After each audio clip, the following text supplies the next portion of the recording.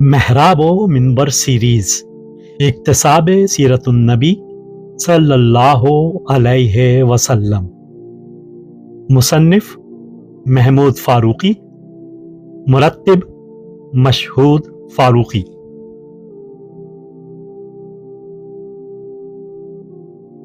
آٹھواں حصہ ہجرت و غزوات اور قیام ریاست اسلامی، مصنف محمود فاروقی، مرتب مشہود فاروقی۔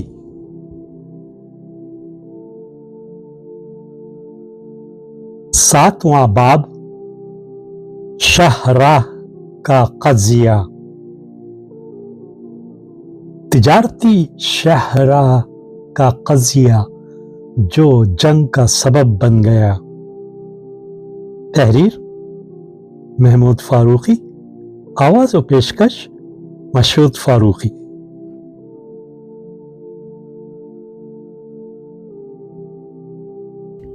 سرزمین حجاز میں بحر احمر کے کنارے کنارے ایک طویل تجارتی شاہراہ جنوب سے شمال کی طرف جاتی ہے۔ اس شاہراہ کی ابتدا یمن کی بندرگاہ مخا سے ہوتی ہے، پھر یہ مکہ، جحفہ، ابوا، جنیہ سے ہوتی ہوئی سیدھی ایلا کی بندرگاہ تک جاتی ہے، جو شمال میں شام کی سرحدوں پر واقع ہے۔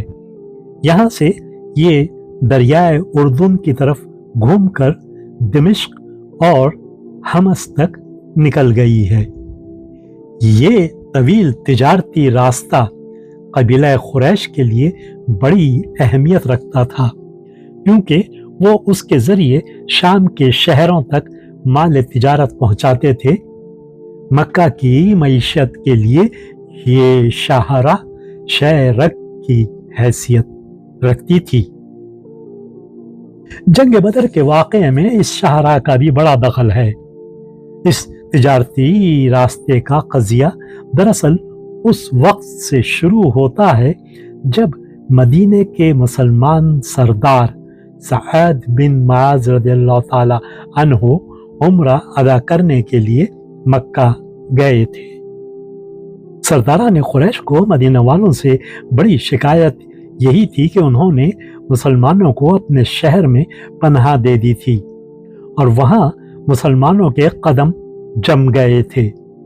چنانچہ جب سعد عمرہ ادا کرنے حرم کے دروازے پر پہنچے تو ابو جہل نے ان کو روک دیا اور بگڑ کر کہا، تم ہمارے دین کے مرتدوں کو پناہ دو اور ان کی مدد کا دم بھرو، اور ہم تمہیں اطمینان سے مکہ میں طواف کرنے دیں۔ اگر تم امیہ بن خلف کے مہمان نہ ہوتے تو زندہ یہاں سے نہیں جا سکتے تھے۔ یہ بڑی توہین آمیز دھمکی تھی۔ سعد نے بھی ترکی بترکی اس کو جواب دیا، بخدا اگر تم نے مجھے اس چیز یعنی عمرہ سے روکا تو میں تمہیں اس چیز سے روک دوں گا جو تمہارے لیے اس سے شدید تر ہے، یعنی مدینے پر سے تمہاری رہ گزر کو جو شام کو جاتی ہے۔ یہ نتائج کے اعتبار سے انتہائی اہم اعلان تھا کہ اگر مکہ والوں نے زیارت بیت اللہ کی راہ مسلمانوں پر بند کر دی تو اہل مدینہ شامی تجارت کا راستہ بند کر دیں گے۔ اب صورتحال یہ تھی کہ اس راہ پر جو بھی قابو پا لیتا، پیش آنے والے معاملات میں اس کا پلہ بھاری رہتا۔ مسلمانوں کے لیے ان حالات میں جبکہ قریش مکہ کی طرف سے مدینے پر حملے کا خطرہ یقینی تھا، मुसलमानों के लिए यही एक मौसर तदबीर थी कि वो इस तिजारती शाहरा पर अपनी गिरफ्त मजबूत रखें।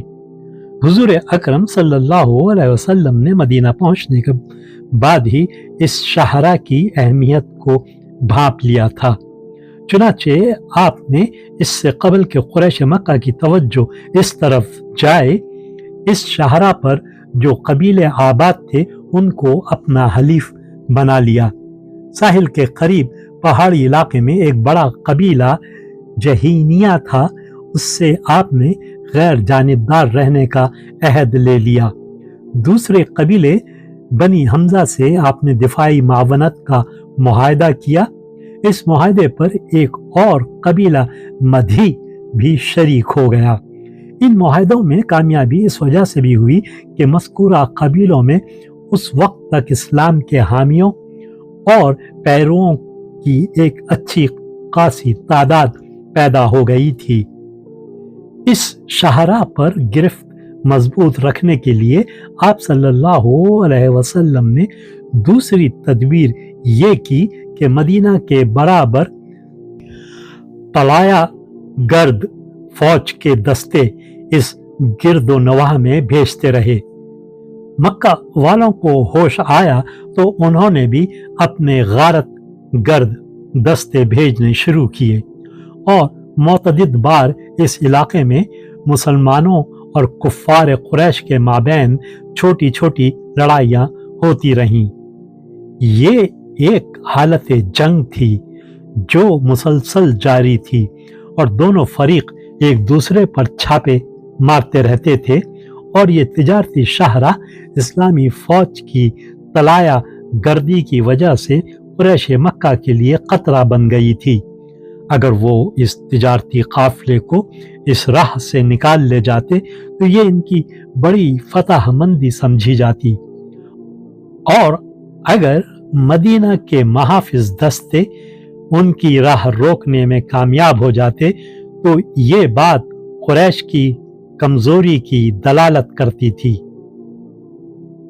इसलिए ये तिजारती शाहरा दोनों फरीकों के लिए बहुत बड़ा चैलेंज बन गई थी।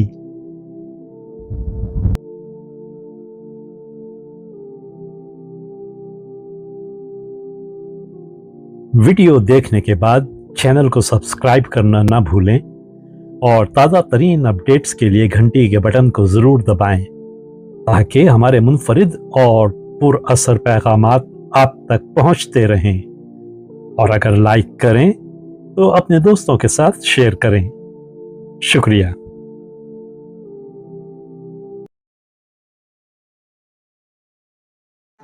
किरण किरण उजाला